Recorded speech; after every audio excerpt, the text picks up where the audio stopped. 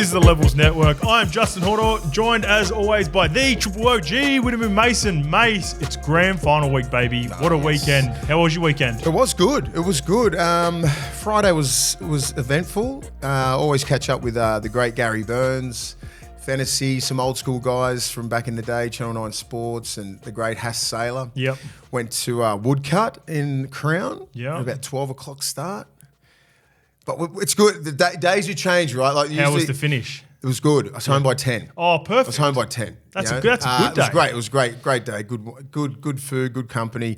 Then the Bulldogs had a staff party, right? And it was a bungalow 8. Yep.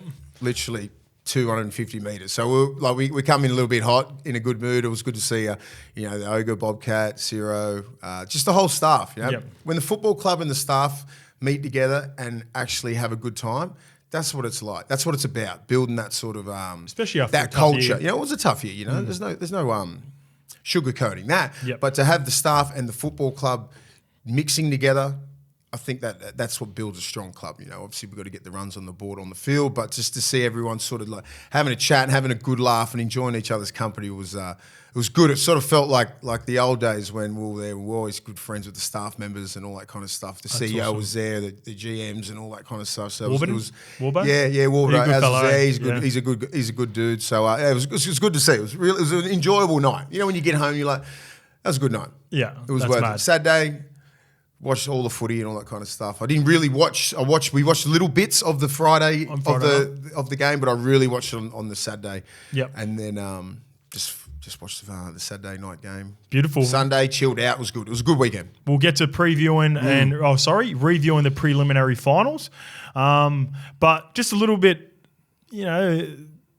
the rugby union on the weekend. So your boy Sonny Bill Williams has come out. He slammed Wallabies coach Eddie Jones off the back of what Drew Mitchell had his say at the start of the week as well for reportedly holding a job interview with Japan just before the Rugby World Cup, which will now end in humiliation with looming exit in the pool stage. Australia suffered their worst ever defeat at a World Cup, losing 40-6 to Wales in Lyon. And Jones, who was booed each time he was shown on the stadium screen, will find it hard to justify why he should see out his Rugby Australia contract that ends in 2027. Mace, tough times at the moment for rugby union in Australia and Eddie Jones. How do you know?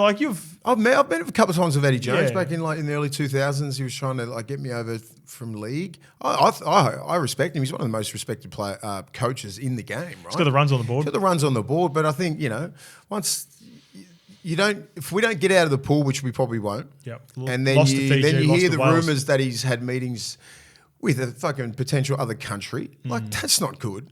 People find out this shit because people talk and they can't shut their fucking mouths, right? Not saying it's the wrong thing to do, but if no one knew, no one cares. Yeah. But people find out, right? So then it gives everybody a chance to have a crack at him. And we're probably not coming out of the pool. This is going to be embarrassing for Australian rugby union because we rely on the Aussies going well for the grassroots of rugby union. They always win. They always say the grassroots is really struggling in Australia. Yeah. Gone are the days we want to be a Wallaby. I want to be a Wallaby. It ain't that anymore, and that sucks because I want to be. We all respect, even if you brought up here, you love the All Blacks, but you love the Wallabies. Yep. I love the All Blacks. I love the Wallabies. I love the Drew Mitchells and the Giddos and Todai Kefus and all these sort of guys that we grew up watching. And I love it when even Wendell, Lottie, Matty Rogers, all those sort of blokes. It was a real good rivalry between us, but it was really respected. Yeah, it is quite sad to think about. Yeah, I don't like that. How far we're not even in the fucking. We're going to fall out of the top 10. Yeah. And we're not supposed to do that. To get belted by Fiji. I mean, I know Wales. Fiji's come. I know, but Fiji beat us. Yeah. No disrespect to Fiji. But Wales is a good side, but 40-6? Yeah, 40-6. But, Sonny Bill and all these other guys, Drew Mitchell, they have every right to comment on this. Yep. And they're not happy because it's not the right thing to do. Well, it's part of the job, right? You talked about it yourself with going through a tough season with the Bulldogs. Yeah. You've been an ambassador. You've copped some sprays on him before. Serrato's copped it worse, and now Eddie, he's experienced, but he's going through it as well. Yeah. his strength was always he could build himself into a campaign. It just hasn't happened this time around. No. So, and he thought he probably had the right players. They're probably a bit late. They've a few senior players that Drew Mitchell was trying to get questions around, like what happened. Tell us what happened. Why didn't you take Quade? Why didn't you take Michael Hooper? What happened? At least if you explain those decisions, we can understand why. I don't think Eddie's talking about. I watched the presser after because I love the presser. You love it. It's fucking. How was it? Look, I'm going to be honest. I haven't watched any games. Yeah, because it's just they're not.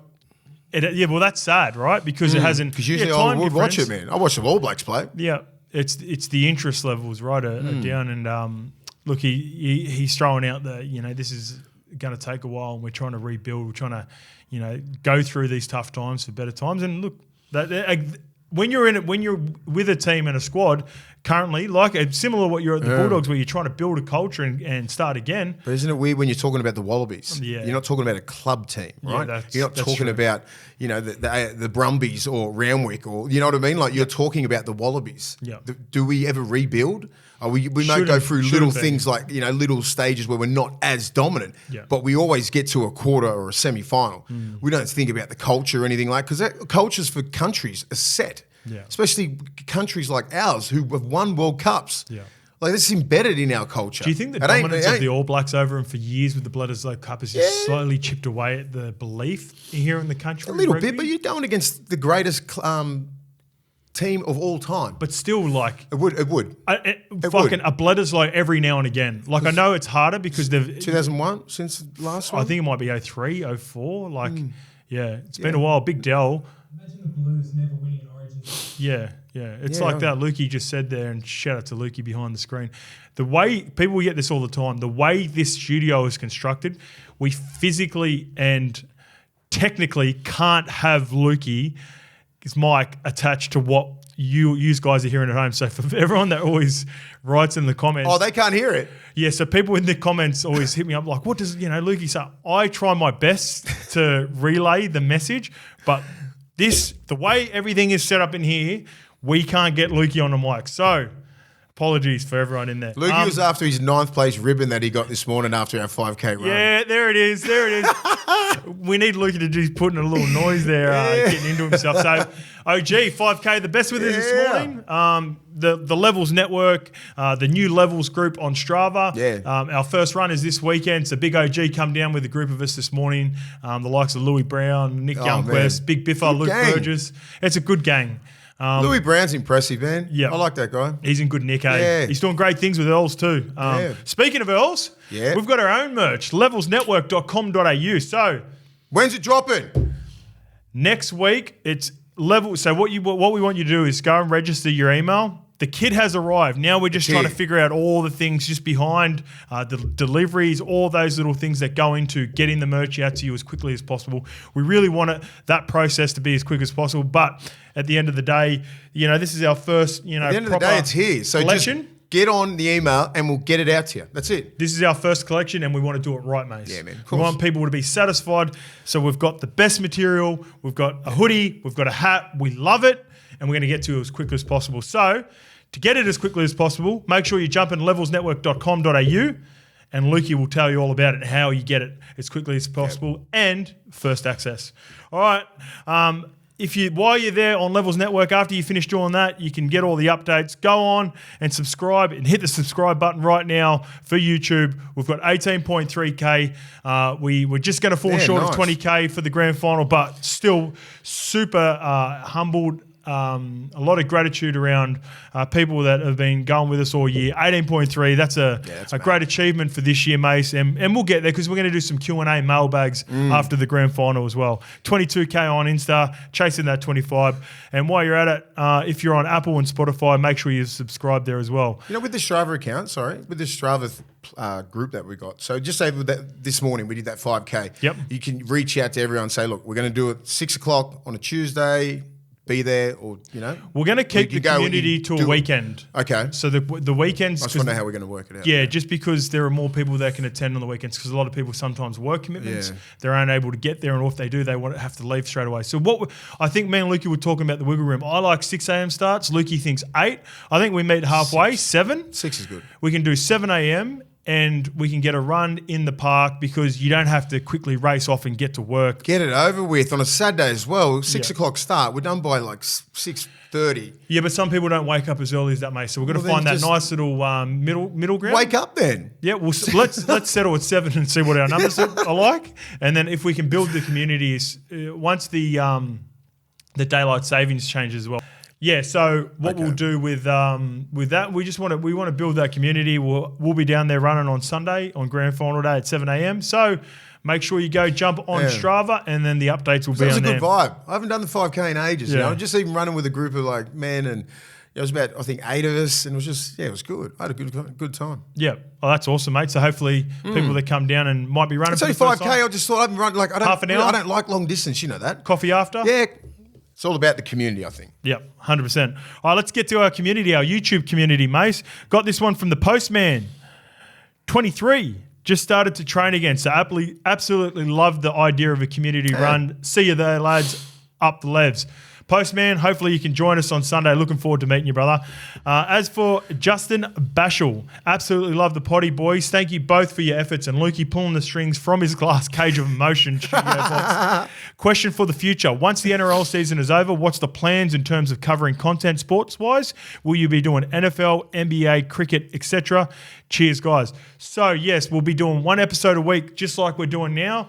There will also be international footy that will be happening, so we'll be able to cover that. What the boys are up to in the off season, and just like this, we really want to build on the YouTube questions. So we're not experts at NFL, NBA, cricket, rugby union, all these other sports, but we've got an opinion on it. I enjoy watching all sports. Love it. So if you got some questions regarding any of those other sports, mailbox it like this, and I'll try to answer it the best I can. This one's from Jackson Thurl, I believe. 1269. Loving the content, boys. Question for both of you. What team this season would you most like to play in your favoured position? Non-biased team moral. So obviously Bulldogs and Manly are ruled out for us. Structure, training, and what do you think would be the hardest part to adapt to in today's training and game styles as your fitness stands currently? So it's different, right? Like different fitnesses from when we were playing the 6 again rules come in. Hope this makes the next episode. Keep it up. So if you're looking at a team, Mace, what team would you like to be a part of I like how the Broncos play. Yeah. Very free. They can. What position would you like to play? Back row or front row? It'd be like 13, 8 or 10. Yeah, like Payne Haas, Flegler or Carrigan. Okay. Like because the edge back row, you got to sit on that edge. I didn't really like playing like that. I could do that, but I want to be in the middle. But what if you change the mindset? If you were in that team, it'd be a different. Yeah. They wouldn't be like. I don't think they would. I don't think they would want me to be on an edge. Yeah. Okay. The way that I used to play. I understand that. I could be. I want to attack both edge back. Both sides of the ruck, a little bit of a tip on, all that kind of stuff, like play with like a Payne Haas and Carrigan, Flegler, all that sort of stuff, because they move the ball a fair bit. They don't just go bang, bang through the middle of the ruck. The wide ball, bang you straight at the 4-man. They all play together. They play really well together. Walsh around the back. He brings a whole nother dimension out the back, as your man does as well. Then you get those one-on-ones. You get those one-on-ones. That's all you want. One-on-one for me is a win. Yep. You know what I mean? You can get offloads. You got offloads. You got Walsh pushing through the ruck. Ezra Mann pushing through the ruck. They really support everybody, especially their big boys, because they make a lot of inroads. So I'd like to play with the way that the Broncos play. And the 9, you don't overplay his hand. Yeah, Billy Walters is going to give you early ball going out. And we'll speak about Billy Walters. Take the markers a little bit. Depends on how quick the ruck is. I think the fitness levels would come with just evolving as a player, right? You just evolve. I think I was always pretty fit around the middle, and it just wouldn't worry me the pace of the game. Yeah, I don't think so. I think what happens with a lot of the players now, just say you've been in the game for 4 or 5 years, and then that fucking 6 again rule come in, and you're not used to that. It took us a few of the big boys to adjust. It does. The Clemmers of the world. But guess what? They adjust. They did. They do adjust, and they evolve with the game because it's a mental thing. That's what happens when you've got leaders around you. Come on, one more set. Don't break. And that's why Penrith and the Broncos are in the grand final, because they don't break. They don't let a set of 6 get to them, where other teams who are in the lesser part of the table, they usually score when they get a 6 to go. That next set, it breaks them. It's a try. Because you've got to be very, very mentally strong. So I don't think that would faze me in that part of the world, in the middle, because I was always pretty fit in the middle and just would love those sort of challenges. Yep. I'm with you, mate. I think I'd be able to handle it, especially with I was never like a powerful back row. I was more, played 80 minutes a lot of my time in the NRL and in the Super League. So I would have adjusted, and in a way it might have suited me a little bit more too. I think so. With the conditioning, because you see a lot of players, like Jordan, Ricky and Capewell that are doing great jobs. But my example, mate, I'd love to play for the Melbourne Storm. Melbourne Storm was always the team that I wanted to play for. Got a pretty good and close relationship with Munster at the moment. So playing on that left edge with where Liero's been playing, outside of Money Munster, just seeing how he does it. That seems right. You got Juzzy Olam outside me. It reminds me a lot of Stevie Maddai when he'd come in, wedging in and taking names. So Melbourne Storm. Taking souls. Taking souls. Yeah, Melbourne Storm outside Money Munster would be my that'd be a ideal good fit. Spot right now in a team. If I couldn't pick Manly, I love my time at Manly, and I love the way that the potential that Manly got, but we couldn't pick Manly, couldn't pick Bulldogs. That fits all right. I think Melbourne fits good with you. Yeah. Because your relationship with Munster and the way they are, they're very structured, and the system and everything like that. They work hard, you fit, you know what I mean? Like you just run those really good lines on the edge. Yeah. Keep it nice and simple. Yeah. Yep. All right, next one is from Tarakim13. Question: as players, when an unfair call or a blatantly wrong call goes against you or your team, does it affect you? And if it does, how hard is it to recover from it? In the Wires versus Broncos game, seemed like they held on to that forward pass and went downhill from there. Well, you can understand that. That broke him. That did break him because it was blatantly forward. Blatantly forward. It was about 3 metres forward. And they were fighting to get back. They got back. They were one try away and it was game on. And I think it was like they had that lead for about, 25, 30 minutes, I think the Broncos did, maybe? Yeah. And then until the last 20, then they ran away with it. And it just broke the Warriors' fucking spirit. They went on a run after that. Yeah, they went on a run. They couldn't stop the bleeding, but they were fighting. And they were doing really well. Then just one of those little things, and it just went, the floodgates open. And I just always think about, like, this game's a business, right? It is a business. I'm like, would it be good for the Warriors to get in the grand final, or good for the game for the Broncos to get in the grand final? Because fucking calls like that make me question how, let's make sure that 50-50s go the Broncos' way. You don't want. We've got a lot of Wires fans that watch. You don't want to give them too much fuel. I don't. Yeah, think so. I just reckon it was that forward. Where the fuck's the touch judge? Why isn't he right there? Why is he 5-6 metres behind? Yeah, he should be dropped for that. Yeah, I think he will be. You know what I mean? Like, and I saw the ref. He was fucking there. Sutton was there. He was in line. He saw that shit. I'm like, that is so blatantly forward. I get it if it's going out the back and it travels forward, but not when it's fucking thrown like Tom Brady's throwing it. Who's more at fault, Sutton or I reckon the touch. Touchy's job, man. Yeah. Touchy should be right there, right in line. Like if he's not right with Walsh, he's in front of him. Yeah. Or he's about a metre behind where he can see it. I was just looking at that going, wow. I knew that was game over from there. I was just like, they won't be able to stick them because they use so much petrol to get back into that game. And it is hard. It's mentally hard to get back into that. Because then it's 3 tries and you got 22 minutes to get it back. And you're playing against the Broncos who go, they're up 3 tries, we're not letting this go. Foot on throat mentality, get it done. When I was at Parramatta and we obviously went through those tough times, I remember every call that went against us, it had an effect on mentally. And I remember the first game that I played in for Manly that meant something was 2013, first game we played the Broncos. And we were falling behind or we weren't quite leading we might have even been in the lead, but the mentality changed. I was like, no matter what's going to happen in this game, we're going to win. Yeah. And it's like... Manly built that, but... You're right. You've got to build that. 8. And it takes a long time to flip the mentality. So by the time you were there, they were already built. Nothing would fuck with Manly. No. 2 tries, 3 tries will come back. And I think Webby has built that for sure. His accountability at every single presser throughout the year, even after the game again, he's the perfect example of what not only the Warriors staff, players, and even fans need to realise. When you continually lead to, what can go wrong to us, what has gone wrong and why it did go wrong, and change your mentality like we're going to beat it, that's how you change a culture and a mindset. And you can change that over time, and I think Webby's doing that. And eventually you'll get to it. It was an awful call. Yeah, it was, man. It's one of the worst forward passes I've ever seen. It 100% didn't help, but we're about to get to the review. For me, it didn't matter. Broncos were a lot I just think it was a big miss from the refs, man. Yep. You just at least be in the picture, linesman. All right, this one's from Michael Morgan. Shout out, Michael Morgan. That's Past Cowboys player. Thanks, Morgs. Yeah, it's Morgan, so he must Morgan. be he's upside down now. I love listening to the two of you. Your knowledge of the game is amazing. I'd like to ask you a question if you could answer. We'd really appreciate it. I'm from the UK and a massive Wigan Warrior supporter. They just got the League Shield too. Congratulations, Wigan Warriors. Before coming to the Super League and performing outstanding, Jai Field and Bevan French struggled to do the same in the NRL. What is the biggest difference between the two competitions? Obviously, your thoughts would be appreciated because both of you have experienced both comps. Thank you and love the podcast. Bevan French was like, he's got talent, right? Yep. He always had talent, but it's just like week in, week out battles. That's what it is. And he wasn't the biggest body over here. He was light. He got put at fullback.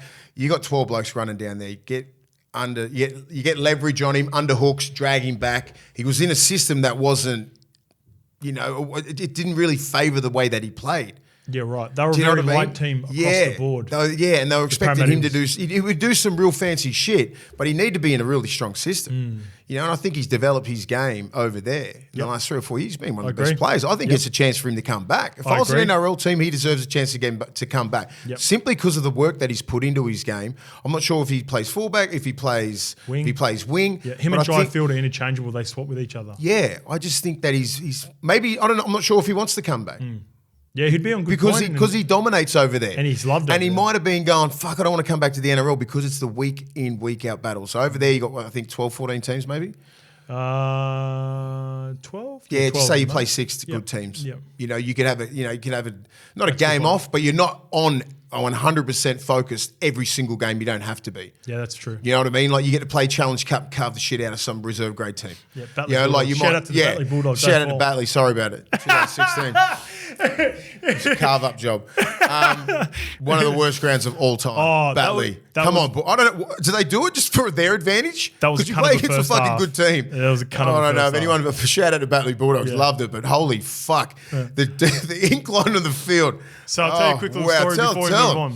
So we're playing against Batley Bulldogs, and you play against currently at the time they were in the grade below. Mace hit a hole from about 40 metres out, and as he's stepping the fullback, he steps him off the left foot and he goes, taking it back to 04, screaming it out as he's running underneath the post with about, no shit, 1,000 fans at the field. And me and Glenn Stewart, because I was playing right centre that game. Gifty's serious too all the time. Gifty, it's very hard to throw Gifty off. Like, he's always super focused. He looked at me and he just like smiled. He laughed. It was, on our edge, it was Gifty, me, Toddy Carney. Yeah. And we looked over and you're on the left edge, you busted him straight through. And as you were stepping, it was fucking hilarious. I lost my shit. Me and Toddy started laughing. Gifty fucking pissed himself. And even Gifty had a smirk. Yeah, it was good times. So that's biggest difference. I also think those boys left before the 6 again rule too. Yes. I think that'll favour him. You see smaller bodies now that are performing Campbell, well. right? It reminds me of a Jaden young Campbell. and his fitness levels. So his players. fitness levels and his pace around the ruck, that fucking comes in at the back end of halves. So I think Bevan French would be great to get back here. If I was an NRL team, I'd be going, fuck, he's always had the talent, right? But the 6 again rule has changed the game. Yep. All right, let's get to our body science dogs of the week, mate. But before we get in there, we've got the ready-to-drink vanilla and chocolate shakes, whether you need a quick hit of protein or help refuel after a quick little 5K that we run this morning, mate. So we pumped a couple of these in the car, didn't we? Currently available in Coles, online at bodyscience.com.au and in independent supplement retailers. And you know what? The good friends at Body Science have sent me a lot of these at home. I've got a heap of them at home, so I'm going to bring a couple down for the runners on Sunday as well. Send it. Quick refuel straight after the session. There you go. That's on the house from Body Science. Who was your Body Science dog of the weekend, Mace? Yes, there was a few out there, but I've gone with the guy from Penrith, and I think he from Origin. We had to talk about this over the weekend. From Origin, that after that first Origin. He was ball playing a lot, all that kind of stuff. He took criticism on the chin, and this is what I love about it. Didn't say shit, just showed by his actions. Yep. All right, I can fucking do that. I don't have to ball play. I can just tuck it under. I can get through the A and B defender. I can ball play. I can do it all.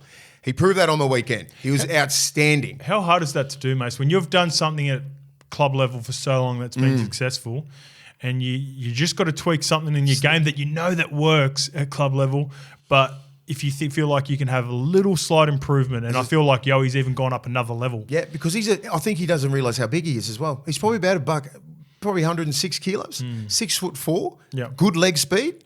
You can run the ball.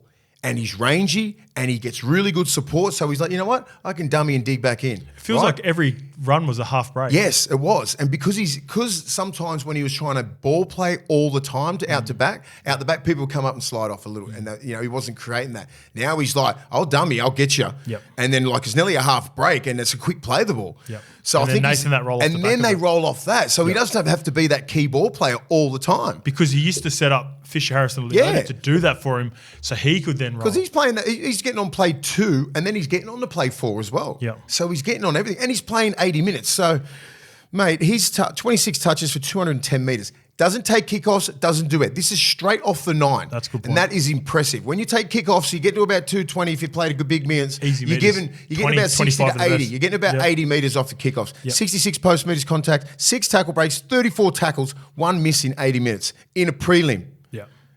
It's fucking dog of the week. Yeah. Well done, Yowie. Oh, I love it. I'm going to go with Walshy. Great game. Again, 3 try assists, 17 runs for 146, 4 tackle breaks, 1 line break, 6 line break assists, 2 offloads. Class. And you know what? This is fun. This is going to sound funny and counterproductive. Well, you know one of my favourite parts of his game was the intercept to Dylan White-Lesniak. Now, hear me out. This is why he's a fucking dog. So he throws that intercept. He's the best in the game right now with the dog mentality. So his fucking dog mentality he's so wide. He's wired so different. So when people make mistakes like that, big mistakes. Dallin scores the first try. Billy Walters scores the second try. Then Dallin takes that to the house. People can fucking go into their shells. But not only did he not go into his shell, he goes, fuck you, Dell. I want to come straight back at you. So those two got a really good relationship. They were close during their Warriors time. Yeah, okay. In the coverage, Fatty said, oh, shout out to Webster. He must have been doing some really good work on Reece Walsh. No. Dell's got a really good relationship with Reece Walsh, so he knew that play. He was feeling that play. And if you've watched enough, you can pick that up yourself. So Dallin gets him. Walshy goes, fuck that, and comes straight back at Dell. The very next good ball set. Look long, play short, Herbie Farnworth try. Herbie Farnworth try. That's a fucking great ball. But that was a great line too. But he went straight back. And it's the mentality. Yeah, I love it. Yeah. It's the dog mentality. Like, you know what? He was fucking pissed off that he threw the intercept. You see him in the background. He was more like, fuck. He wanted to humiliate Dell. He wanted to go back and go, you just fucked me over. I'm going to come back and fuck you over respectfully. I love the play. It was a dog play. He's got everything in him, and he. Oh, it was awesome. So competitive. I love it. Fast. Just little battles like that. I really love enjoying seeing those battles. Reece Walsh. Kills me, and I'm glad we changed the. We had to. Too many glamours that are dogs. He's no Tony Romo. He's got it. He's got everything. He's going to be the face of the game for the next 5 years. Yeah. I have 10. Next one. Freddie and the Blues, Mason. We've got a bit of a YouTube question that'll roll into this because there's some news over the weekend. So, Gio Met, great potty boys, great to get to work. Great potty boys, great to work out into the gym. Gents, with Fittler going into talks with the board regarding Origin 2024 and so much talk around his support staff, do you think Brandy was quietly asked to leave or that he left on his own accord? Keep up the great show. P.S. Had no idea that Willie's first name is actually Viliami. It's actually not. That's a translation in Tonga. So is Widamu in the Māori. We just say it as a bit of a giggle, but you were named Willie Mason. You weren't named William Marshall. You weren't named Viliami. Yeah, if I go to Tonga, it's Viliami, yeah. But on Wikipedia, someone changed it to Viliami. So it's fucking stuck there. I reckon it was Willie Tonga. All right, and this is off the back of this news, Mace. Rugby League Supremo Phil Gould has declared he is ready to answer Brad Fittler's call if required. Fittler is currently off contract, but will reportedly earn an extra year, with Gould potentially in plans after a coaching shake-up. So, Blues legends Mary McGregor, Danny Badiris, and Andrew Johns apparently all on the chopping block. I don't know if that's 100% fully committed, but I know Greg Alexander has said that this is his last year. When it comes to Brad Fittler, he has never asked me for much.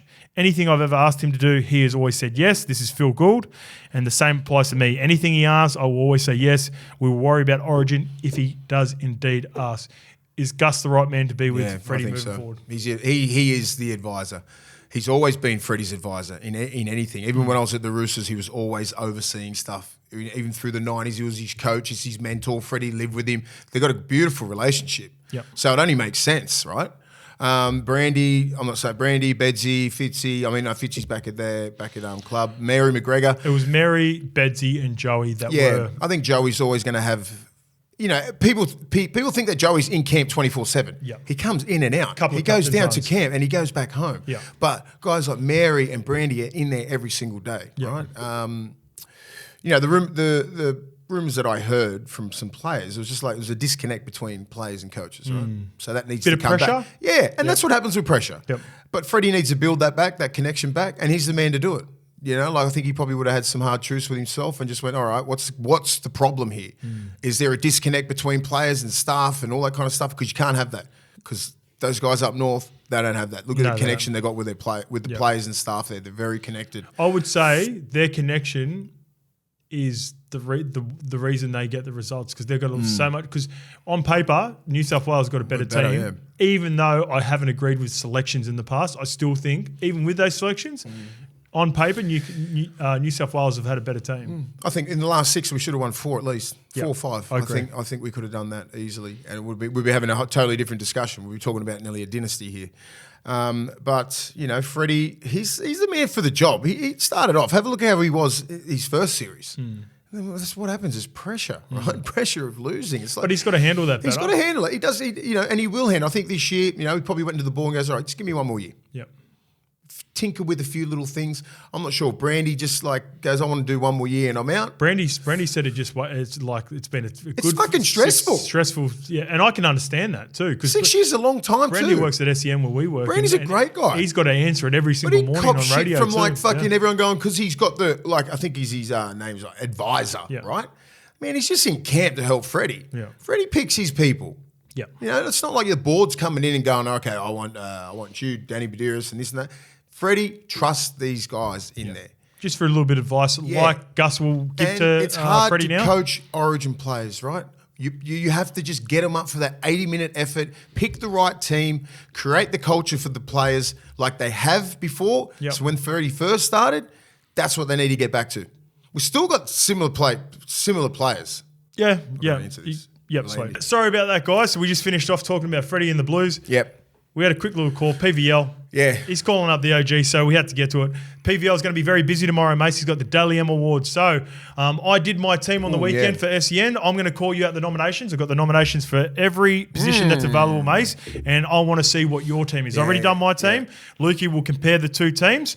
All right, so kicking it off with fullback, mate. 3 nominations. James Tedesco, Dylan Edwards, Kalen Ponga. Wow. I know who's had the best year. Yep. I think it's KP. So let's frame it this way. So not who will win that position. In your mind, who is your best fullback of the year this year? So not like if you look at the points, you probably assume it's probably between Dill Edwards and Kalen. Yeah, I just think Kalen gets more points because every time he won that run, that 10 games, I reckon he would have accumulated 21 of more because of the double So points. it's 6 points now. So I'm going to go with Kalen, and I think he deserves it. Yep. Because he was the most valuable player at that position in the game. I agree. And Dylan Edwards, there's no questioning what he does for that team. He's fit, he does everything like that, but that system out there is fucking unbreakable. Change it to who you think is going to win it. Kalen Ponga. Kalen Ponga, done. All right. For the wingers, Dallin White-Lesniak, Jermaine Asako, Brian To'o, Dominic Young, Selwyn Cobbo, and Ronaldo Mulatalo. Do we pick 2? 2. Yep. Okay. They do a full team. Brian To'o, I think he's the best winger in the world. Regardless of what team he's in, he plays every single level. I'm not sure if they take into account what he does for New South Wales. I think they do, yeah. I think they do. They So do he get was points our best. He was our best. So Brian To'o's one, and I'm going to go with Jermaine Asako. I love it. I love that you picked Brian To'o because I didn't pick him, and he's just like the forgotten because he does it week in, week out. Because he's desensitized everyone to how great he is. The 200-meter games aren't. What do you have to do? 300 meters? Yeah. You know what I mean? Do I have to make all these tackle breaks? Do I have to be like just phenomenal for 80 minutes? Like he don't stop. He's the best winger in the world. He probably legit, I'm not even joking, has to score 2 tries and run 250 to even get points. Yep. And that's why I went Dallin and Asako myself, but I love that you picked Brian That's To'o. what I think if I'm picking a team, he's on the wing. Yep. And I just think with Jermaine Asako, bro, he's had He's had an outstanding career best year. Me, Noddy, and Jimmy Smith did it. I thought Osako was going to be my out there pick, but we all picked Osako. We had different wingers, just like you do with Brian. I think because I think that Mulitalo's he declined. Selwyn Cobbo had that little bit during Origin. He got injured. Selesniak's been pretty consistent. I wouldn't be surprised if Dallin gets it. Yeah, I went Dallin and Osako. Yeah. All right, moving on to centres. We've got Stephen Crichton, Bradman Best, Tony Staggs, Campbell Graham, Herbie Farnworth, and Isaac Tungall. All right. The best centre in the game at the moment is Steve Crichton. The Critter's the best. Lock. Critter, he's done. Yep. He's done. My second one is Bradman Best. I love it. Bradman Best, left side centre, Critter, right side. Yep. I think they're the best two centres in the game. So you're even thinking about your matchups. I'm looking at it. I just think Bradman Best just showed who he is and what they saw when he's been on contract over there since he's been a prodigy for years, right? So he finally showed all that promise and all that potential. And I just think he's had a great year. So I'm going to go with those two. Well, if you liked Kalen's run, then you're equally going to love Bradman Best's run that coincided with that form as well. I went Stephen Crichton. I had Herbie Farnworth on the left for myself. All right, moving on to 5'8". Ezra Mam, Cameron Munster, and Cody Walker. Ezra Mam. He's your man. My man. Ezra Mam. He's got to get it. I think he's been the form 5'8". Cody Walker's been up and down. Great start to the season, Cody. And Munster's he hasn't had his career best. Yep, he's still in there. He's still in there. He's still top three 5'8" in the world. If you're picking a 6 today, who are you picking? I'm picking Ezra Mam. Oh, I mean, in a test side, Cam Munster all day. But a Dally M year, he's had a Dally M year, Ezra Mam. I agree. Yep, I picked Ezra Mam. Cody Walker's, he's been, I'd probably pick him. He's going to be hopefully he gets in that the Pacific Test, the squad. I think he deserves that. Who, Ezra Mam? Cody. I think Cody does. There's only a 20-man squad now. So fucking what? They've only got a 20-man squad. What, for how many games? For 3 games. Potentially 3 games if they make it. I mean, we'll talk about that next week. Yeah, because I've really got some levels to it. And we caught up 25. We caught up with Ches, and obviously Ches is on. So Nath will be half, and then Ches. When we're talking to Ches, he's like, it's between me and Hunty probably for that bench spot. So we'll talk about that next week. All right. Looking forward to it. All right, let's go to Ches himself. Halfback of the year: Nathan Cleary, Daly Cherry Evans, Sean Johnson. I've got to give it to SJ. Yep. Because DCE is right there. Yeah. He's right there. Nathan Cleary, just that 6 games have been injured. I agree. Has ruined his chances, but that's how good he is. He plays 18 games. He's still top 3 halfback. I can't go past Sean Johnson because I think he's probably nearly going to win the whole thing. But DCE, he's there. Yep. He could possibly fuck around and win the Dally M. Yeah, he'd be top 5. Yep. I reckon Daly's top 5 finish is great. Whenever they won, he's the dude. He's the reason. Moving on to hookers, we've got Wade Egan, Api Coruscant, Harry Grant. Wade Egan. He's had a career best. Yes. He's had a career best year. I like it. The Warriors have had an outstanding season, and he's been the catalyst for it. Yeah. His movements around the ruck, he's fucking borderline on being an Origin player. If he keeps going up, he's going to be pushing for that 9 spot. Appy's been in the Tigers, right? Yeah. And best player on the field every time. Yeah, all the time. But they won 4 games. Yes. So regardless, he would have got, just say if the games that they won, he would have got those tops points. Still not enough for Wade Egan. Maximum he's Wade getting Egan they won 15 games. Yeah. Right? And they finished in the top 4. Wade Egan Wade Egan, Sean Johnson, Fanua Blake. That's what the points got shared, I reckon. Yep. I went Harry Grant because I just think, because we're talking about Munster and Jerome Hughes' form, weren't the most consistent this year, and I think when Melbourne won games, it was because of Harry. Harry fell off. I think he did enough leading into that fall off at the back end of the season. He would have grabbed a shitload. Yeah, but I think Wade just... He was heavily in contention when voting went behind. To win. Yeah. To win. Okay, yeah. I understand that. But yeah, right I like at the moment Wade Egan. now, I like Egan. I like that you went Egan. Props. This is a really tough one. Yeah. Lindsay Collins, Payne Haas, James Fisher-Harris, Nelson Asafa-Solomona, Jakey Travojevic, and Adam Fanua Blake. All right, number 1, Payne Haas. Yep. He'll nearly win the whole Dally M. Just his consistency. I think he missed a couple of games towards the back end of the year. Probably cost him some points. Second one, he missed 6 points, 1 game, 1 suspension. So the suspension, right? Yeah. All the rest, I'm going to go with Fanua Blake. Yeah, he's had a career best year. I think he's a top 3 prop in the game. Fisher Harris, he was consistently good all year. Jakey does all that kind of stuff. Lindsay Collins, as a club player, he doesn't play like he does in Origin, right? Well, his last 8 weeks, he did. He did, but he was he got off to a start where he wasn't getting any points. I agree. I think it became his team at the back end of the season. He become the leader of that pack, especially when Jared was starting to decline and. Obviously made a few errors himself at the back end. And even Victor Radley was supposed to be that guy, but I think Lindsay has taken over as the leader of that pack. And he needs to, for them to go forward. But Payne Haas, what he does week in, week out, and what Fanua Blake does, they played most games in big minutes. I agree. Big minutes. I agree. Payne Haas and Adam Fanua Blake. Yep. Moving on to back rows, Liam Martin, Britton Nikora, Tyson Frizzell, Hamoli Alakwatu, David Fafita, and Huddy Young. All right, my best. Oh, damn. It's a good one, eh? Yeah, there's some great back rows here. Jeez. Oh, man. My favourite back row is Liam Martin. Yep. I think he's the best right side back row, right forward back row in the game, but he missed a lot of games. I think I picked Liam Martin as well, but I think he won't missed too many games. I don't think he'll get as many points as some of these other guys. So no disrespect to Liam Martin because he's the number one dog in this whole fucking comp. Yep. But I think David Fafita gets it. Yep. Simply because he played every game and he was dominant. Yep. My other one is fucking Olakuatu. Yeah, I think he was just dominant. I think Martin just missed too many games. Yeah. Olakuatu, what he did for Manly, he's always in their top 5 players, right? Top 3. Probably top, I'd say top 3. So it's the DCE, he'd always get points. Tommy wasn't there. Jake was there. But I think Olakuatu dominated games. He did. Especially in the early part. He should have been playing for New South Wales.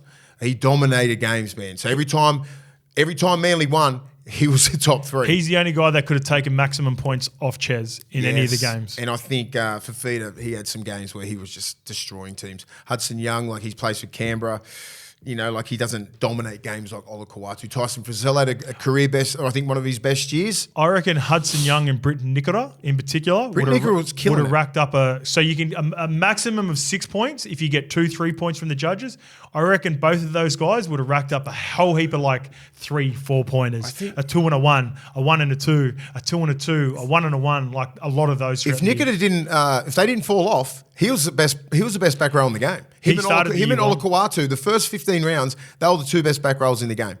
Because Liam Martin wasn't. He missed a bit of the start and in the middle of the middle. Fafita as well. And Fafita was there, yeah.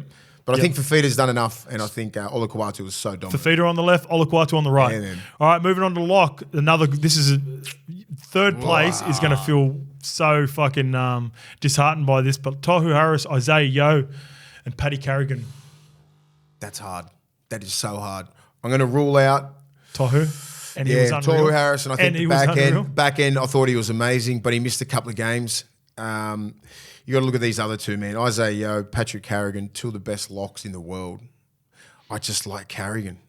And I think he gets more points because of Yoe's in Penrith. They've got dominant players. Cleary gets a fair bit. Fisher Harris. You got Payne, Walshy, Wren. Yeah, I know, but whenever Payne plays well and Carrigan, it coincides. There's been games where Carrigan has been better than Payne Haas.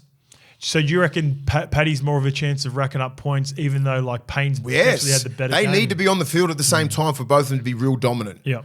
Payne Haas needs to be on the field for Carrigan to be dominant. Yep. Not the other way around. Because Payne Haas can do all that kind of stuff. They just look better as a team when Carrigan and Payne Haas are there. They're beautiful. Beautiful team. It's a great looking team. I'm with you, Paddy Carrigan, mate. Moving on to coach, Kevin Walters, Andrew Webster, and Ivan Cleary. Not Ivan Cleary, because as I said, he's probably done a great job, but he's just everyone's just used to him getting to grand finals now. Yeah. So it's no, you got the best system, you got the best players, you deserve to be in the grand final. He must be a great coach, but it's going to have to go with, mate, it's Webby. It has to be Webster. Yeah. He's a rookie coach. Yeah. And what he did from 15th to last. Gal's right. He was talking about if you've given it to the best coach and what he's been able to do because he's built this over time, it's Ivan. Ivan, if they win this grand final in the last 3 years, he could potentially not win Coach of the Year in any of the 3 years that he's won the comp 3 years in a row. Because people know what sort of system he's in and he's got the best players and he just does a great job. He's got a great team around him. It's basically the most improved coach, right? Yeah. So, and I don't think he gives a shit when he's got rings. Do you know what I mean? Have your fucking Coach of the Year. I'll just win another premiership. All right, let's. I'm not going to worry about captain and rookie. Those ones. Rookie of the Year. Let's go rookie. Okay, who's your rookie? I was going to go with Preston, but he got suspended, so he wasn't in there. Oh, so for those that don't know as well, because Reece Walsh is obviously isn't in there, Reece Walsh is ineligible because he got suspended for too many games, just like Jacob Preston, who would have been a strong contender for rookie. I like Taruva. That's my Taruva. rookie. Yeah, like I mean, I know that he played 3 games last year, so he's still eligible this year. You know, and who's it? Buller had a really good year. He'd be close, but I think Taruva, he's had an outstanding year. Only a young kid, played on the wing. He's another one of those dynamite, guys man. Already early in his career that he just doesn't get the credit he deserves because it's Penrith, and a lot of people don't like to give them points and they don't want to give him recognition. Syndrome in Australia, mate. But he's a fucking weapon, Taruva. Yeah, captain, Tohu Harris. I'm going to go Ren. Yep. I'm going Reynolds. I didn't do the captain before, but I'm going Adam Reynolds because that team, when you look at the 2020 wooden spoon that they got, there's a lot of familiar faces in there. The only difference is they've got the little general leading them around. Unbelievable how they got wooden spoon in 2020. They are in the grand final in 2023. So shit can fucking happen real quick. Just got to have the right players, right coach. Dally M, who wins it? Sean Johnson. Yep, I think he deserves it. Yep, I'm not looking at the last game or anything like that. I'm just looking at what the work he did from one round to first round to missing the last 27. round?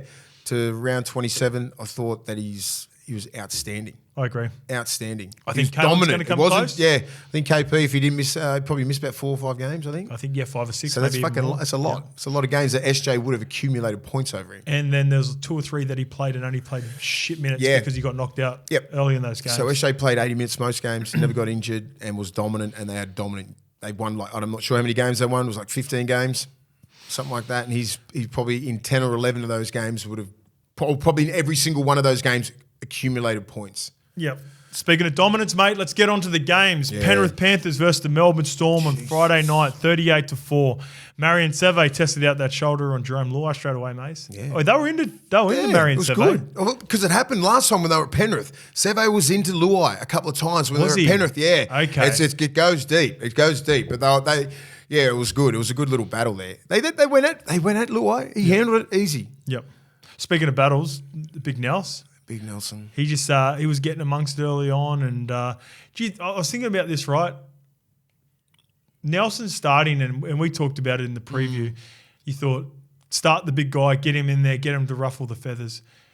It shows how far both these teams have come, because you think about this 3 years ago, Nelson was a luxury piece. You got Big Nelson, he's going to come off the bench and skittle everything, skittle everyone.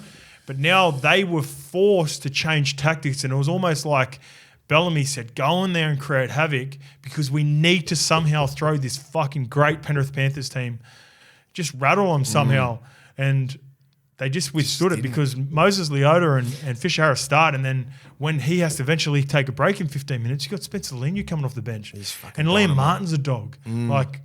It doesn't matter even what. Even Yoey's a dog, man. You're better off just trying to play the best possible brand of footy. Yeah, Kenny. Like they hit. So Nelson's 6'6", 6'7". There's a lot of real estate to hit there. Yep. And when you're built like Leota and you can hit like Fisher Harris and even Mitch Kenny, they're going to hit you 3 times. Yep. So you're going to get hit on the ball, you get hit in the ribs, and then smacked on the on the little cork on your fucking thighs. Yeah. You know what I mean? And Mitch Kenny's, that's his bread and butter. Like that's what they come at he you. Hits you right here. Yeah, it's awful. Right in the mud guts. So that's why he's got a little bit of a shake in him. Like he tries to step. But it's like I just want him to get a little bit wider from the ruck. Don't get ever, because what happens with Nels, right? They try and get at him from marker. And it's awful. Like when you see these guys, and they sprint at marker, like Mitch Kenny and Yoey, and that cut that angle off. Just get it wider. You've got to get it C. You've got to get the C man and try and get to the 4 man. Yeah, Parramatta did it well in the last round with just nice little tip-ons and getting away from the ruck. Because if you run one out, you get hammered. You've got to get it tipped. Like, I mean, like Welshie, I think, did Welshie come off the bench or did Kamikamitha? Or did they all start? Welshie, I'm trying to remember. Yeah, if Nell started, Welshie come off the bench So just again like Josh with King, Harry. That's the difference between having a good ball playing lock. Josh King should be able to boom, get outside me, Nels. Well, speaking of that, their passing was off. He can come off the back fucking fence then, and he's not running into A, B or C, which is Mitch Kenny and Leota and Fisher Harris. But guess what? What were we talking about before? The tip-ons from Josh King? You're not going to respect that and you're going to slide off because he's not a Paddy Carrigan. But it doesn't matter, right? I just, even if just say, if he gets a ball here, you're tipping it on. Yeah. You're going to get it Nels, but Nels has got 10-metre run-up and he's hitting a different angle. But think about this. We just talked about Yoey and Cam Murray does it well and Paddy Carrigan. if you slide on them, and if Yeah, you they'll because straighten you up. see Nelson, you go, I'm just going to whack Nelson because it's Josh King tipping on, like he's not a threat. But Josh King could actually, if he's got some footy in him, Yeah, he could dummy and just dig in. he ain't Yowie and But the first couple of times, feed the big boy. Yeah. Feed him. And then use him up. Then the third one, little Yep. dummy, go yourself. Like you got to play those sort of tactics because he wants that smoke, Nelson. He ain't care. Give me the fucking ball. Good luck, mate. Yeah. Good luck.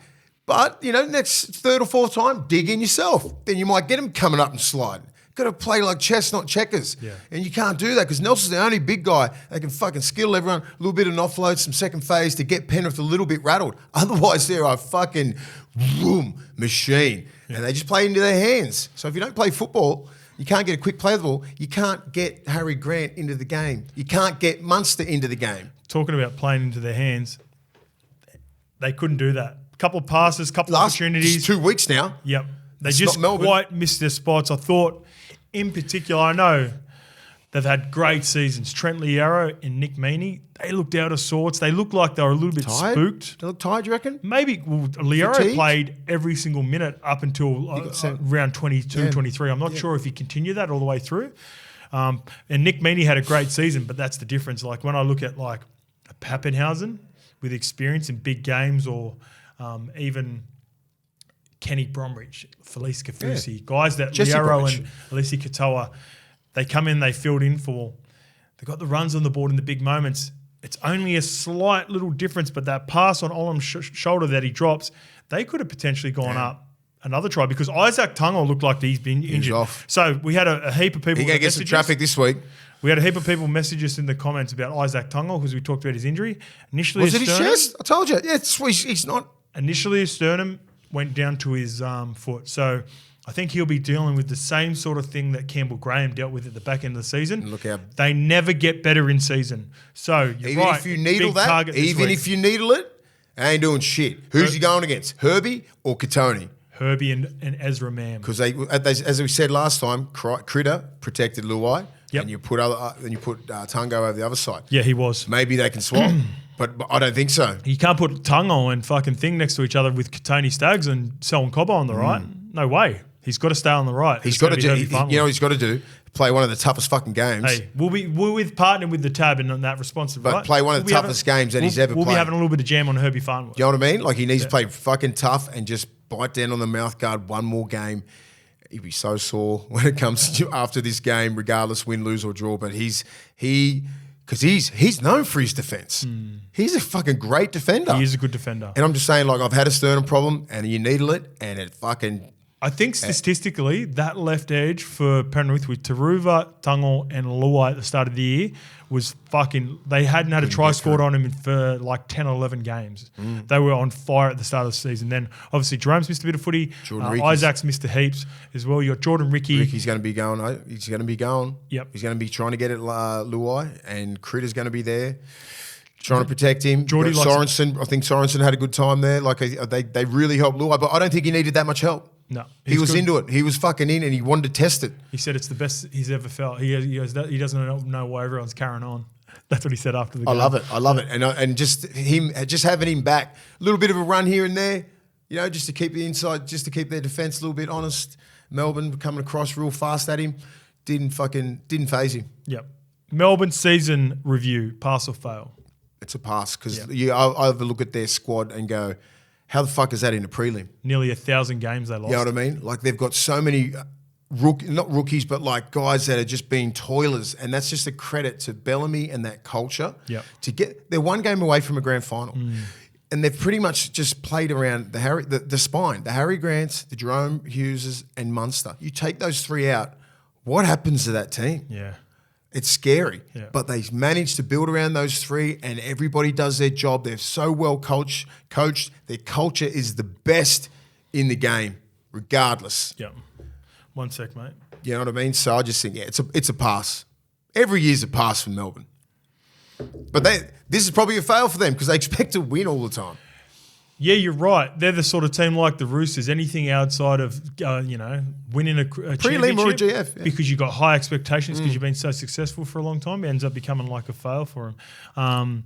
What do you think happens with Juzzy Olam? He's going to have a big preseason. Is he off contract? Nah, he just re-signed, I believe, at the start of the year. Last year, he was the best centre in the game. Yeah, him and Joey Manu. Yeah.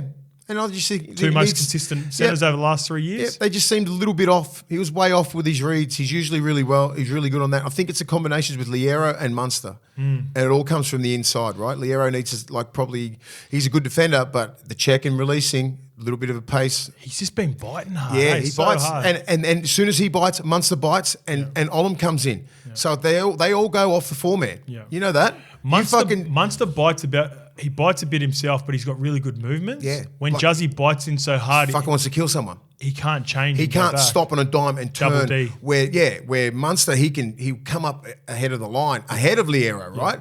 Yeah. They need to work it out. Liero and Munster need to work some shit out. Yeah. And they will. They will.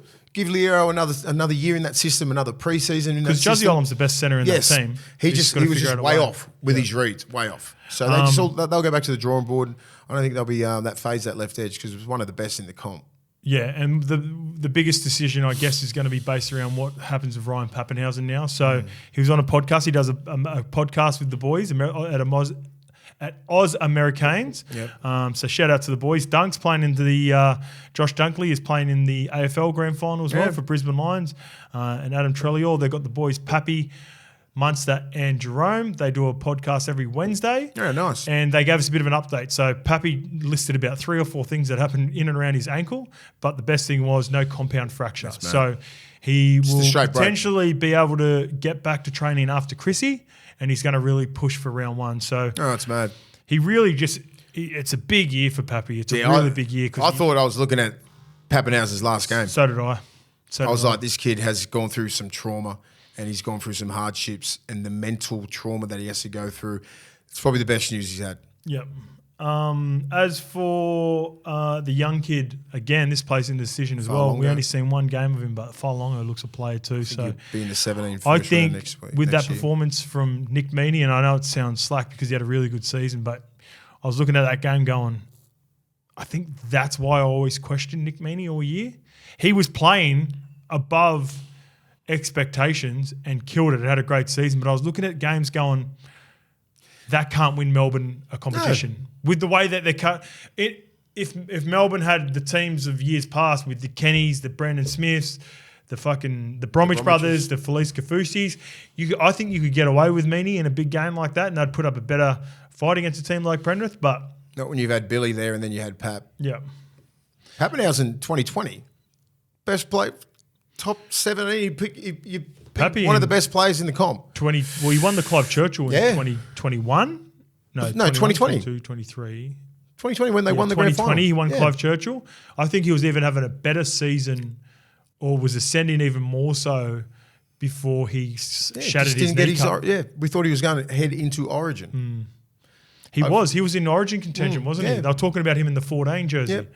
That's how good he was. And, you don't look at a fullback in a 14 jersey. Yep. You're looking at, like, fucking Cookie or bloody Appy or someone like that. Nico Hines. Yep. Not a fullback. Played multiple positions, yeah. All right, moving on to the Broncos versus Warriors. They were equally as dominant, Mace. Yeah. 42-12. When Dallin crossed early, though, I thought there was something brewing here, and specifically when he took the pick to the house. But Brisbane not only weathered the storm, they go after it. They completely go after the game. Tell you where they're going to get a lot of traffic, that left edge. You think so? No, where's Reynolds? The right edge? Yeah, Reynolds on the right. They went and had some joy early on with that nice shape that Shawnee pulled them apart straight away. Yeah. A little drop block out the back. Yeah. Rocco Berry lead line. Chance Nickel Clock stayed out the back. Quick tip on. Dallin scores the first try. Who do that as good as anyone? Confident. They do it better than anyone. Brian Toto just scored three of the best on the weekend with that exact play. If they don't get their shit together defensively, this could be fucking Penrith all day. And that's only because I'm going off that one game. If they can't defend the Warriors, if Penrith put 22 on you, you're not going to fucking get 24. Yeah, you're right. You know what I mean? Like if they're going to put that on you and quickly, they will strangle you in defence. They'll suffocate you. Then the experience will come into it. They'll frustrate the shit out of you. They're going to handle your middles, and then they'll just win the field position. Just fucking absorb everything that you give them. Then they'll pull the trigger and score those tries. If you're going to be, on different pages, Reynolds coming up, Staggs coming back. Do you know what I mean? Like they were just all over the shop. That's legit how the game's going to play out, in my opinion, right? Because the forwards are fucking. They're going to cancel each other out. They're going to cancel each other out. Top to bottom, the team is so evenly matched, and that's what we've been saying for a long time. Broncos are going to play footy, I think, regardless. They're going to play to win. Penrith are just going to go sit back, and they're just going to be like Floyd Mayweather. Yeah. Duck, move, bang. Philly shuffle. Back, move, drop the shoulder, take a glance. Yeah, sweet. It looks like a hit, but it's not. Yeah. There's no points there. Then just go bang. Yeah. Stephen Crichton pick to the house. Yeah. Bang. Yeah. It just when they got beat by Parramatta 6 weeks ago, I was like, fuck Penrith, they look human. And I'm like, they're going to struggle to get to the grand final, and I think someone else will beat them. Now I'm like, fuck, they look better than last year. Just because of that prelim. It's dominant, man. This is like you're putting 38 points against Melbourne in the prelim. Like these are this is all in. All in. And Brisbane did it to the Warriors, but the Warriors withstood it. Yep. And that one final call, and then just, they went away, the floodgates opened. But they showed weaknesses in defence. And they need to fix that shit in 1 week. Yep. Otherwise, it could be fucking game over. I'll tell you who's been really good, and we've given him credit, and he's the forgotten man. There's always got to be. You can't have a team full of fucking star-studded players. But a guy who's starting to take advantage of that is Billy Walters. He nearly fucked around and got man of the match. Yeah. Dominant. If that was the grand final, he's in contention for Clive Churchill. Yeah. He was that good. Because they're sliding off. Yeah. They're letting him run. They're not respecting him. Pushing through the middle on Walsh too when he made that break. They're not respecting him, what he can do with the ball. He's an ex-half. He's got a bit of pace. Yeah, he's smart. He's got skill. He's smart. He's finding his feet at 9 now. Yep, I agree. He's a yeah, bit so like watch him. He's a bit like Phoenix Crossland in a way. They've both grown up being halves, and it's benefited them. It's benefiting them Yeah. in the 9 jersey because you start to learn that manipulation around the ruck. You know when the 7s and 6s want it, so you give that nice early shape. It's reminds me of Corey Hughes. Corey Yeah. Hughes was a 7. Was he? And a 6. Okay. And then he just makeshift into a 9. Him and Adam Perry used to take turns. Yep. About 40 each. Nugget was a mad hitter. Smack was a little bit more dangerous with the ball. Yep. Like just because we're a very dominant forward pack like Brisbane does. Early ball. He had a good kicking game, supported well through the ruck, all those little things, right? Because they have smarts of a halfback. So they understand who can offload, all this kind of stuff. And look at Ben Hunt when he plays Origin. You're a connect guy for guys like Carrigan and get that little ball freak. Flegler, boom, offloads killed him. Yeah. Offloads were killing him at the start. It's funny, when I was watching this game, in years past, the way that Warriors used to break down a really good system was with offloads. They've completely changed their culture now and their style of footy. The offloads fucked the Warriors. Yep. Because they were scoring really nice points, but they played sort of a conservative style, but tweaked it. Whenever they got into good ball, they played some really nice footy. You know what shows me? When a team gets offloads on you, you're not committed in defence. You are not putting your shoulder and you're not getting underhooks. You're not getting the ball. You're not fucking coming in at 110% like it should be. But when you're on defensively, I don't give a shit who you are. I mean, Sonny Bill and Feletti Mateo and that can get the ball away. On anyone. But like Flegler and that aren't getting the ball away. Payne Haas isn't a natural offloader. You know what I mean? Well, Payne Haas, I think, led the league in offloads this year. That's what I'm saying. But he's not natural. It's only because he's big and strong. He doesn't look for offloads. He just finds himself like that. What's his mentality? He's run first. Yes. Flegler, run first. Yep. He's the one who they created so much second phase, and you can't do that against the Broncos. Because look where that little offload, Walsh come flying through. Did you see that? It was all because of Flegler. He got 3 in, little offload, boom, boom, boom, Ezra Man, little pop-up. My mate who ran with us this morning, Wildy, wrote this in the group chat while we're watching the game. And Lukey, you'll love this one as well. You know what? He goes, it's like when you're playing a video game, and you know when you got like cheat codes, or he's a cheat code. There's a button, you can press triangle, and makes you like, for instance, if you're playing Madden or something, you press triangle, the guy runs faster. It's like Reece Walsh had that, and no one else had it in the game. Yep. That's how it felt. Especially that run. It's just like every time he ran the ball, it was like he's faster and stronger than everyone. He's mad. And that was like a fucking really good Warriors team who I respect. Defensively too, they were good. As I said, but they were just off a little bit with the offloads. Yep. And then the Brisbane got more confident. Regardless of the score, it was pretty tight. But even when Dallin scored those couple of tries, they were never out of control. Yeah, I agree. They never were out of control that game. They were foot on throat mentality. Just get through this sort of game. Tries will come. Yep. But the offloads, they needed to stop the offloads, Warriors. Yeah. And that's what Penrith's got to do. Remember Lukey wrote in the group chat after they they scored the try, and he goes, "Oh, this is a bit of a game here." I said, "Nah." So Broncos are just warming up. They're about to go. Because of the don't worry about the intercept. You could feel it.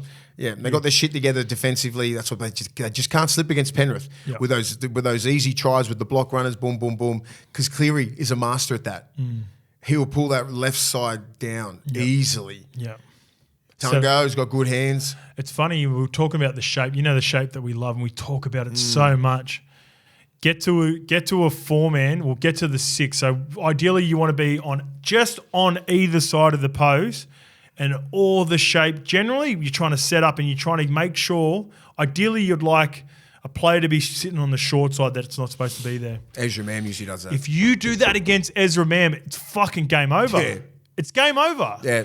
Anyone in that sort of... I'm looking at spaces now, and I'm looking at next week. You've got Liam Martin and Nathan Cleary. That's as good as it gets. But if he gets Moses Leota... Travelling. If you can get Liam Martin and Nathan Cleary into that tackle, and then all of a sudden you get Isaiah Yeo even, James Fisher-Harris, Mitch Kenny, because Mitch Kenny's a dog, right? Mitch Kenny can't help himself. He's going to want to come out and kill Ezra Mam. Ezra Mam's got one of the best left foots in the game. Yeah. Oh, that 6-4 split that we talk about every week. He loves because you always want to set up that shape because you think there's a perceived advantage, and there is, but not everyone's got the ability to take advantage of it. No. Ezra Mam's a dog. And Billy Walters needs to see that as well. Because he's always looking right for the long shot, and he needs to see who's on that short side, who's at marker, and who's coming off. He made Ezra Mam play that. He comes sliding off his line so far. It was silly. Come off the line straight, kid, and then track the inside hip. You can't. You're making these plays. They're too quick and fast, and that's how they get told to defend. Off the line straight, track inside hip. So his inside hip when he steps straight into you. And even going back to the Penrith game when they played the Storm, right? They were getting to Liero a lot. He got caught at mark a heap of times. Heaps. So guess what has to happen? Him up. Big boy had to travel around. Yeah. I think number 19, whoever he was, he had to get stuck at A fair bit, and they end up going down that side. They end up going at him a fair bit and getting some luck there because Liero had to be there. You got to have Kamitha and Welch and all these travelling on that long side. It's fucking. It's tough. Sucks. It's tough for a middle. Especially when the number 19 kid who's never played in the middle that much. It was hard for him. No, he hasn't played edge much, so he's been filling in. Was it number 19? Was it Garlic? Bronson Sure. Garlic, yeah. He's been playing. I thought he was a forward, but this guy was a forward. Yeah, he is. So he's been playing. He's more of a lock. Yeah, he's a bit thicker, but he's been playing dummy half. You're right. He doesn't have the movements of an edge, though. No. So it's different. So he's coming straight off the sideways. Yeah. He's been getting real good line speed in the middle, playing physical for 20 minutes. Harry comes off the bench at the 20-minute mark, and Harry finishes the game. When Garlic comes back on, he spells Josh King or a front rower, and his movements just aren't as good on the edge. No. I'm just trying to see who it is. Is it the 19? Yeah, it's Garlic, 100%. Yeah, Bronson Garlic. Yeah, sorry. Because Wishy was on the bench, and then Garlic jumped So he was coming around. I'm just because they got at Liero all the time. That's when, just a little bit of vet moves just comes around, and just he's got to connect with Munster and all those sort of guys. Yeah. Come off the line straight. Fucking, they were just too good, Penrith. Little dummy, fucking go again. This is like before when we were doing Origin teams, and I was talking about Queensland. You want to talk about New South Wales so much. I've been trying to talk about Brisbane, and you've kept on going back. I was just thinking about that. That's because I reckon you've fucking you're flipped. You nearly flipped me. You're flipped to Penrith, nearly flipped me. I can't. We were Broncos before. Yeah, I'm still there. I'm still there. I feel like you're Penrith now. If I wasn't Broncos for the last 8 weeks, I'm flipping to Penrith. Yeah. But I think because you're going to go Penrith. No, I'm Brisbane. We've been on Brisbane for a couple of weeks now. Can we swap? You can fucking swap if you want. If you think I feel like you're more excited about Penrith than you are Broncos for sure. Yeah, because what I saw on the weekend, I just want I like the Broncos. I just want them to win. All right, we'll talk about that on the preview on Thursday. We'll make our mind up on Thursday. And by the way, while we're on the Broncos, our friends, our partners, the Tab, are flying us up tomorrow. So we're going to be doing some street talk in Brisbane and in Penrith as well. So Wednesday, tomorrow, this drops tonight. We'll be up in Brisbane. If you come and see me and Mace, we'll be on the street doing some street talk. Come and see us. Come say hello. We'll have the Tab Mike in front of us, and we want to talk all things Broncos, so come and see us tomorrow. Warriors season review, Mace, pass or fail? Oh, mate, it's a massive pass. Yeah, massive. Jeez. What, they come 15th last year? How do they avoid second-year syndrome, though? Like the Cowboys and the Sharks. The coaching, the leadership. Yep. Coaching, leadership, and I think they've got it all down there. They've got Sean Johnson, Fanua Blake, Egan, I think they'll take another step next year. I honestly do. Yeah. I'm not sure who they've recruited. I'm not sure who they're losing. Roger Tuivasa. Yeah. Clockstad was, man. I think that's brought the best out of Clockstad. He's like, you know what? We get RTS here. I'll fucking show you. Well, he's come out and said it a couple of times. Webby called him, FaceTimed him as soon as he signed him, and he also said, it's your position, you're the one. And when I was watching that game last night, great seasons, Adam Pompey and Rocco Berry. But just miss a little when bit. when you're building a team and you've got these guys that maybe are in first year of their, like you think back to Herbie Farnworth a couple of years ago. I think Herbie Farnworth's best year, he had a cracker season. He's probably going to big chance to win a Dally M Centre of the Year this year. 2 years ago when the Broncos were shit and struggling, Herbie was a gun, bro. So I remember he was still good. Two guys stand out for me. Wade Egan and Herbie Farnworth. For their teams, they've been really good servants. People are starting to understand how good they are right now. Rocco Berry and Adam Pompey have now come through this system, but when you looked at the teams on paper, there was so much strength in the Broncos 1, 6, 7, 13. Everything. Front row. But even look at the centres, Katoni Staggs and Herbie Farnworth were so much better than Rocco Berry and Adam Pompey, right? So who misses out next year? We'll talk about that. But like, what is Tuivasa? Is he a right side centre or left? I think Roger played right wing against us in the GF. He obviously played fullback, so he's versatile enough. I think, in my heart of hearts, I think Rocco Berry will keep his spot, and I think Roger will play left. You put him next to Tamari Martin, so you leave that right edge as it was, because the right edge was pretty good last year. And another guy, big body too, Rocco Berry. Rocco Berry, yeah, he's good. I think he's going to improve. Same. I see a lot of improvement. I think Adam Pompey had a great season, but I looked at Adam Pompey and I was like, that's sort of who he is. Got to utilise the left foot of Roger as well. He can hit you with the right as well. He's developed that, but remember that left foot? Remember that left foot? Yeah. Fuck, he's going to be like, he'll be shaking and baking a couple of people, especially near the line when he just runs those really good lines. Hits you with a left. His skill set is too high, and someone has to go. What about career best years across the board? And I thought Egan, the two leaders that led the way were Tohu Harris. But I expect that from Tohu Harris. But do we expect it? He looked busted. He fucking looked busted all year. He looked so tired in this game. He looked like his ass was hanging out. It was such doesn't stop. It was such a big season, and he carries a shitload of injuries too because he's got a back problem that I think it's double knees strapped. I think it's like a chronic back problem that he's got to deal with. So how does Shawnee and Tohu replicate this season again? It's going to be hard. It's going to be hard because they have had Sean Johnson, especially career best year. Yep. But the toll on his body is not as much as Tohu. He's been around for a minute. I think maybe 8th, 9th year. 2017. His first year was 13. 13? 13, yeah, because he went on the Kiwi tour. Remember? Shut up. Remember Sonny, because was he in that? Yeah, because I nearly made the Kiwis that year. Tohu Holy fuck! I didn't know that. It over top of me, and then Sonny decided that he was going to play in the 13. Yeah, I get it. I remember. Missed out, so he travelled. Holy shit! I didn't know. So he's been. He's 11th year, 11th, 12th year. A lot of pre-seasons involved in that. 16, he's probably going to go on another. 21, He's probably going to go on another little 11th campaign season. this year. Yep. Yeah, he hasn't played for Kiwis for years. He probably doesn't need to. He doesn't play international footy. I think he's about 5 years ago he turned it down.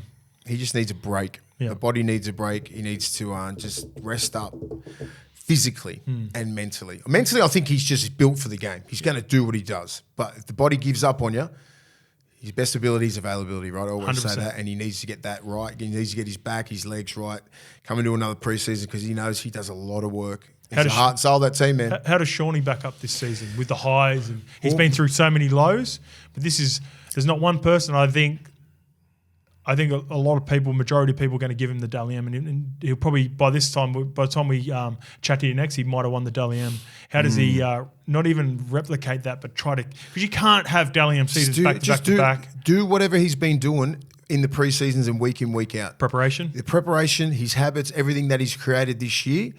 Do exactly the same. Yeah. And everything should happen the same. Not saying he's going to get a Dally M, but we just want to see that consistency. We don't want to see the Sean Johnson then fall off like he did. Yeah. Like I just think I reckon he can put together another 2 or 3 years like this and be really consistent and really solidify himself as one of the best sevens to ever play the game. Yeah. You know, because he fell off a little bit. Now he's back. Now we don't want that fall off again. So what happens then? He must understand what he does off the field. coincides with what he does on the field. Yeah, so for he sure. just needs a balance You in can his see life. that. He looks balanced. He looks like he's happy as hell, enjoying his football again. He looks like he's having fun, and that's the main thing. Yep. No pressure. I love it. I don't think he comes.